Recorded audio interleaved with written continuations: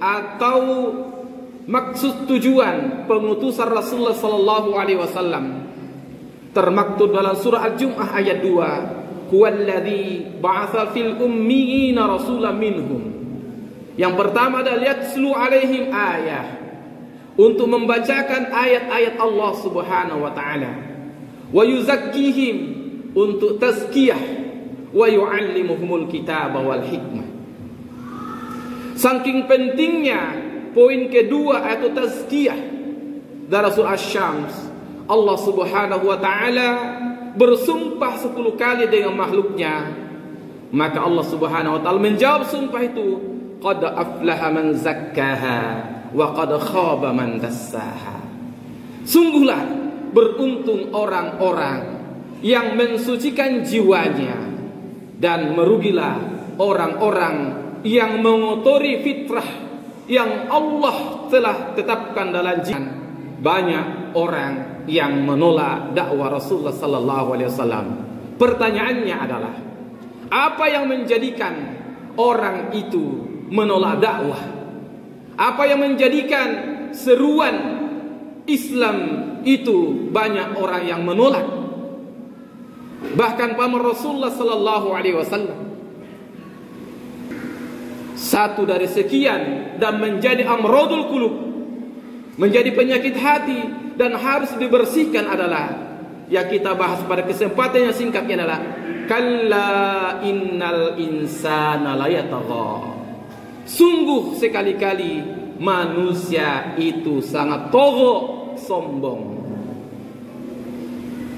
merasa cukup atas kemampuan dirinya, merasa cukup atas ilmunya, merasa cukup atas pengikutnya, merasa cukup apa yang ia miliki. Maka apa itu sombong? Batarul haq wa ghamtun nas, melawan kebenaran. Ia tahu itu kebenaran, tapi ia berusaha untuk bagaimana melawan, menghalang-halangi kebenaran itu sampai pada dirinya dan sampai pada orang lain. Wa ghamtun nas, dan meremehkan yang membawa kebenaran, dan meremehkan orang-orang yang mengikuti kebenaran itu.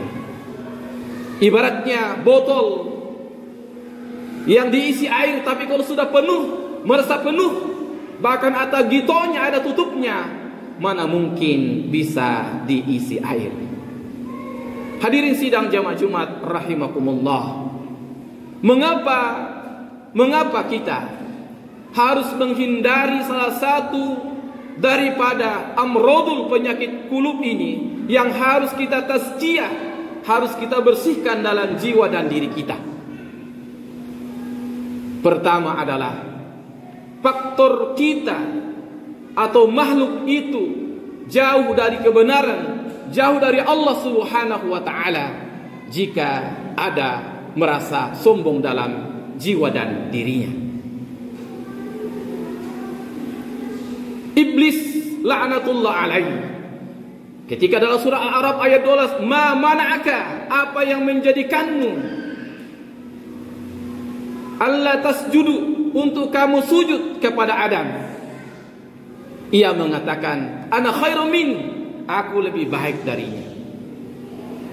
Khalaqtani min nar, khalaqtahu min tin. Ia diciptakan, aku lebih baik. Aku diciptakan dari sumber ciptaku adalah api, sedangkan ia dari tanah. Kata ulama yang membuat tadabbur Al-Quran, ketika sudah ada kata ana, aku lebih baik dibandingkan yang lain, sudah ada bibit-bibit kesombongan di sana, seperti iblis tadi. Ketika ada kata yang lain, wa ma utituhu ala ilmi indi, kata Qarun, aku tidak diberikan pembendaharaan harta yang sangat banyak ini, yang ratusan unta membawa kunci-kuncinya, puluhan orang-orang yang memikul kuncinya pembendaharaan itu. Ia mengatakan, aku tidak diberikan ini. ala ilmi indi, karena ilmu yang ada pada diri saya. Ketika sudah terbetik dalam jiwa dan diri kita, harta yang ada Allah titipkan bagi kita, deposit apapun namanya, kalau terbetik sudah bahwasanya aku mendapatkan ini karena ilmuku, maka sesungguhnya kita termasuk golongan Qarun yang saatnya nanti Allah benamkan. Atau Fir'aun laknatullah alaihi mengatakan, kerajaan Mesir adalah untukku, Mesir adalah ini untukku. Bahkan mengatakan kepada Hamam, ya Hamam, bangunlah piramid untuk aku melihat Tuhannya Musa. Inilah dalam Al-Quran sejarah-sejarah orang-orang umat-umat bangsa yang Allah binasakan karena kesombongannya. Maka ini alasan pertama mengapa kita harus menjauhi kesombongan, karena ujung daripada kesombongan adalah kehancuran itu sendiri. Yang kedua adalah di surat Luqman ayat 18, innallaha la yuhibbul mukhtalin fakhur. Sesungguhnya Allah Subhanahu wa taala tidak mencintai, membenci orang-orang yang ada kesombongan dalam jiwa dan dirinya. Bahkan di hadis lain, wala yuzakkihim wa yukallimullaha wa yuzakkihim, bahkan orang yang sombong di akhirat nanti tidak diabaikan Allah Subhanahu wa taala, tidak disucikan, tidak diajak bicara. Dan banyak ancaman-ancaman yang lain dalam Al-Qur'an dan Sunnah jika kita ada penyakit bibit sombong dalam jiwa dan diri kita. Hadirin yang dimuliakan Allah Subhanahu wa taala, ujung daripada kepogahan, kesombongan adalah kehancuran seperti umat-umat terlebih dahulu.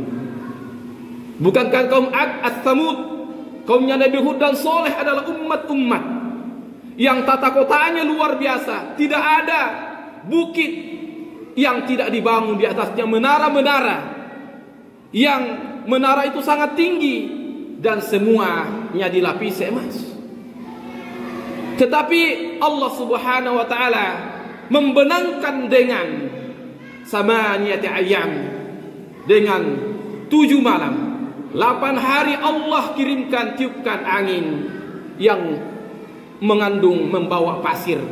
Terbenamlah perkotaan umatnya Nabi Hud. Samud yang seluruh mereka badannya besar dan mampu rumah-rumah mereka terbuat dari gunung-gunung batu yang mereka lubangi dan mereka tinggal di dalamnya. Hanya sayhatan wahidah, hanya suara getar sekali, hancur lululah peradaban, infrastruktur yang dibangun oleh umatnya Nabi Soleh. Apa yang menyebabkan itu adalah kesombongan. Hadirin yang dimuliakan Allah Subhanahu wa taala, pertanyaannya, bagaimanakah kita menghindari jiwa dan diri kita dari penyakit togok dan sombong ini? Karena ia adalah penyakit akut yang menjadikan kita temannya iblis, menjadikan kita jauh dari kebenaran, menjadikan kita dibenci Allah Subhanahu wa taala, dan menjadikan kita makhluk umat yang nanti diabaikan, dijauhkan dari Allah Subhanahu wa taala di yaumil akhir. Yang pertama adalah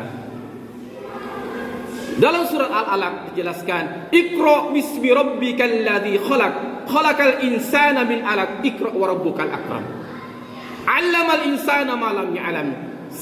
Ayat 1 sampai 5 sudah menjelaskan, terjawab di sana bahwasanya orang yang mau belajar, orang yang mau membaca, orang yang mau eksperimen dengan atas nama Allah Subhanahu wa taala, ilmunya itu pasti bismi rabbik. Ilmunya itu mendekatkan jiwa dirinya kepada Allah Subhanahu wa taala. Orang yang melakukan ikra, tilawah, membaca adalah orang yang merasa masih butuh atas ilmunya Allah Subhanahu wa taala. Dan orang yang tidak mau membaca, tilawah, dan apa yang dibaca di sini adalah alladzi 'allama dan alladzi khalaq. Apa yang dibaca adalah Al-Qur'an dan Sunnah. Yang kedua adalah jiwa diri kita. Yang dibaca adalah Rob kita. Allah memperkenalkan nama-namanya dalam Al-Quran. Apa yang dibaca adalah apa yang di tengah. Wa fi anfusikum afala tubsirun. Mikrokosmos jiwa diri kita dibaca. Organ tubuh kita, hasil bahan ciptaan manusia apa? Min alaq. Kalau kita baca organ tubuh kita, fungsinya, kekuatannya luar biasa, kita mengatakan la haula wala quwata illa billah. Apa yang dibaca yang selanjutnya adalah apa yang dibawa kita, yaitu bumi. Jika kita bumi ini yang kita minta pagi dan petang di maksurat, wirid pagi dan petang, salah satunya adalah jangan kita menjadi orang-orang sombong. Bukankah kita mengatakan wala takil ila nafsi tarfat ain? Sedetik pun kita tidak boleh, sekejap mata pun kita tidak boleh bersandar pada diri kita. Artinya kita harus pasrah bersandar, tawakal kepada Allah Subhanahu wa taala. Jangan kita seperti istri dan anaknya Nuh alaihissalam. Dia sudah lihat bapaknya di atas kapal dan ia sudah mau tenggelam dan diajak bapaknya untuk naik kapal. Rasa togoknya masih ada dalam jiwa dan dirinya, sehingga ia mengatakan saya akan berusaha untuk naik gunung sendiri.